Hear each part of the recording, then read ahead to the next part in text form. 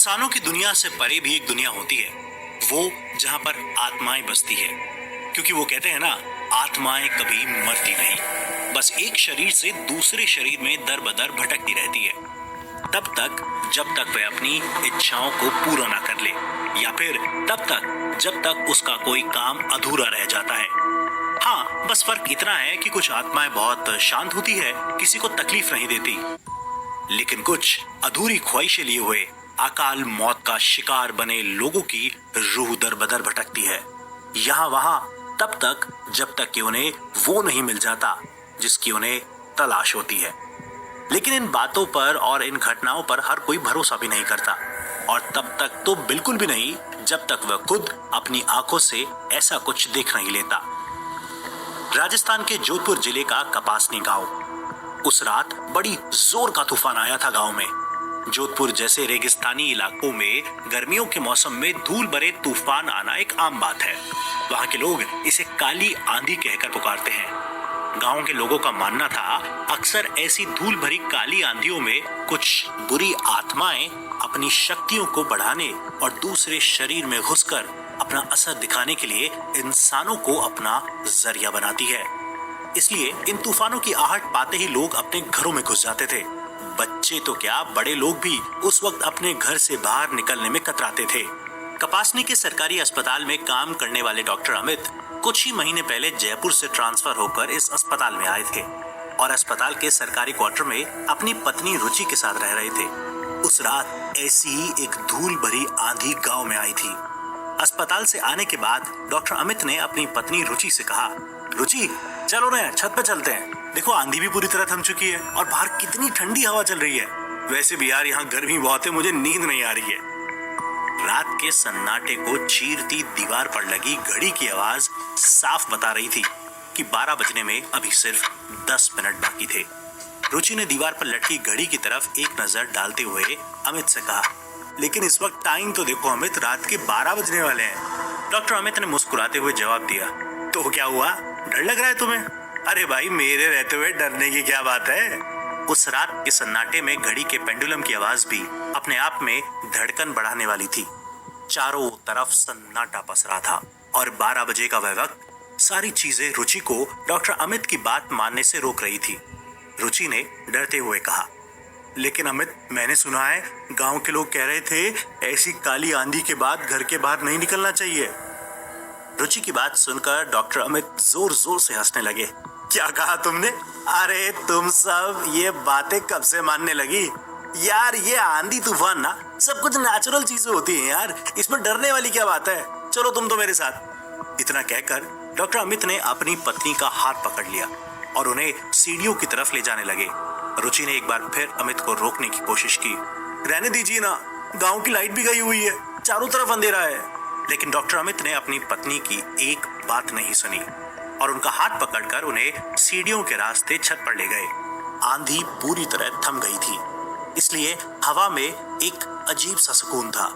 हवा में ठंडक थी, दिल को सुकून देने वाली ठंडक। दूर दूर तक सन्नाटा पसरा हुआ था। इंसान चाहे तो अपनी धड़कनों की आवाज भी सुन ले, क्योंकि गांव का हर एक बाशिंदा अपने घर में गहरी नींद में था। वक्त ही कुछ ऐसा था शायद, लाइट ना होने की वजह से चारों तरफ सिर्फ घनघोर अंधेरा नजर आ रहा था।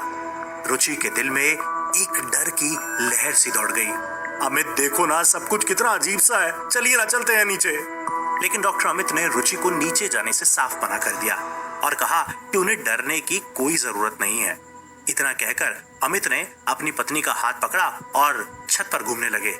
देखो ना यार, यहाँ तूफान भले ही धूल मिट्टी लेकर आता हो, लेकिन उसके बाद सब कुछ कितना अच्छा हो जाता है। कितनी ठंडी हवा चल रही है।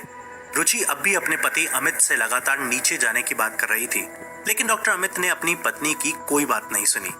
तभी अचानक से डॉक्टर अमित के कदम एक जगह पर रुक गए। चांद की हल्की सी रोशनी में रुचि ने अपने पति के चेहरे की तरफ देखा। डॉक्टर अमित का चेहरा देखकर लग रहा था जैसे उनकी आंखें किसी चीज पर रुक गई थी। वह लगातार किसी एक चीज को घूर घूर कर देखे जा रहे थे। उनका चेहरा डर की वजह से सफेद पड़ चुका था और आंखों में डर साफ नजर आ रहा था। डॉक्टर अमित को इस तरह देखकर रुचि घबरा गई। रुचि की दिल की धड़कनें बढ़ने लगी। रुचि ने कसकर अमित का हाथ पकड़ लिया। अमित, क्या हुआ? क्या हुआ अमित? आप ठीक है ना? अमित ने अपने हाथ की उंगलियों से छत के नीचे की तरफ घर के ठीक बाहर सड़क पर इशारा करते हुए रुचि को कुछ दिखाने की कोशिश की। वहां वहां कोई है रुचि, मैंने किसी को देखा, कोई साया, शायद औरत थी वहां पर। इतनी रात को कौन होगा? डॉक्टर अमित की बात सुनते ही रुचि के माथे पर पसीने की बूंद आ गई। रुचि ने अपने पति डॉक्टर अमित का हाथ पकड़ लिया और डर के मारे अमित को कस के गले लगा लिया। मुझे बहुत डर लग रहा है अमित, चलिए ना नीचे चलते हैं। मैं तो आपको कब से कह रही थी, मुझे नहीं रुकना छत पर। लेकिन अगले ही पल अमित जोर जोर से हंसने लगे। उनकी हंसी की आवाज सुनकर रुचि को एक बार के लिए कुछ समझ नहीं आया, लेकिन अगले ही पल वह समझ गई थी कि अमित रुचि को डराने के लिए मजाक कर रहे थे। पहले से ही डरी हुई रुचि को अमित की हरकत बिल्कुल भी अच्छी नहीं लगी और वह अपने पति डॉक्टर अमित से नाराज होकर छत की दीवार के पास जाकर खड़ी हो गई। मैंने आपसे कितनी बार कहा है मुझे डराया मत कीजिए, मेरी तो जान निकल गई थी, मुझे आपसे बात नहीं करनी।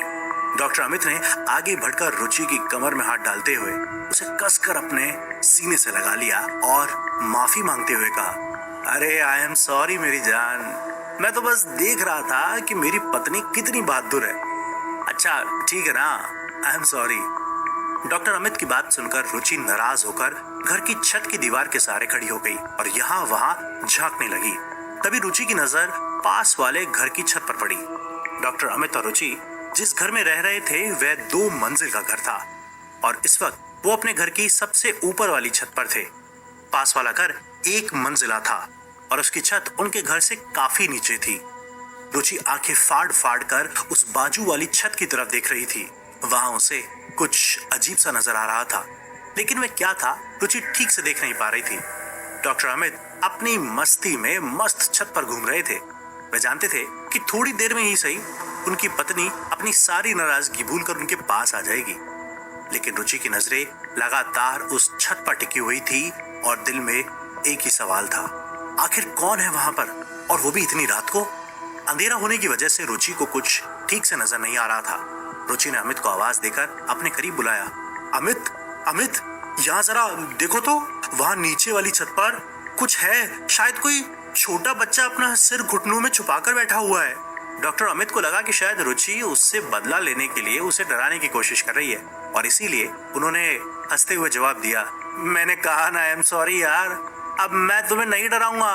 और सुनो, मैं तुम्हारी बात में आने वाला नहीं हूँ यार, मैं जानता हूँ तुम मुझे डरा रही हो। रुचि की आवाज में हल्की सी घबराहट थी। अमित, मैं आपको डरा नहीं रही हूँ, कहा ना सचमुच कुछ है। ऐसा लग रहा है जैसे एक छोटा बच्चा है, लेकिन इतनी रात को कोई बच्चा छत पर क्यों बैठेगा? रुचि के चेहरे के एक्सप्रेशन देखकर डॉक्टर अमित समझ चुके थे कि रुचि इस वक्त शायद मजाक नहीं कर रही थी। कुछ कदम आगे बढ़कर अमित रुचि के करीब आए और छत की दीवार से उन्होंने नीचे की तरफ झांक कर देखा। डॉक्टर अमित को ठीक वैसा ही कुछ नजारा दिखा जो रुचि को दिख रहा था। डॉक्टर अमित के क्वार्टर्स की छत से नीचे वाली छत पर एक बच्चा बैठा हुआ था। डॉक्टर अमित और रुचि उसका चेहरा नहीं देख पा रहे थे क्योंकि उसने अपना सिर अपने घुटनों में छुपाया हुआ था। डॉक्टर अमित ने अपनी पत्नी का हाथ पकड़ लिया। डर की एक लहर दोनों के दिल में दौड़ गई थी। रुचि, मैं इन सब बातों पर भरोसा तो नहीं करता, लेकिन इतनी रात को ये बच्चा यहाँ कर क्या रहा है? यू आर राइट, हमें नीचे चलना चाहिए। हवा में कुछ अजीब सी सरसराहट हुई। एक बेहद धीमा सा हवा का झोंका रुचि के लंबे बालों को छूता हुआ उसके कान के करीब से गुजरा। रुचि को लगा जैसे किसी ने उसके कान में धीरे से कुछ कहा, कुछ अजीब सा, कुछ डरावना। आवाज साफ नहीं थी, लेकिन बेहद डराने वाली थी। डर के मारे रुचि की चीख निकल गई। डॉक्टर अमित ने घबरा कर पूछा, क्या हुआ रुचि, तुम ठीक तो हो ना? तुम चिल्ला क्यों रही हो? रुचि के चेहरे पर डर साफ साफ नजर आ रहा था। उसकी आंखें डर के मारे फटी जा रही थी। अटकी हुई आवाज में डरते हुए रुचि ने जवाब दिया, कोई है यहाँ पर, आप नीचे चलिए, 1 मिनट भी नहीं रुकना है यहाँ पर। और उसके बाद किसी छोटे बच्चे के रोने की सिसकियों की आवाज। डॉक्टर अमित का कलेजा डर के मारे कांपने लगा।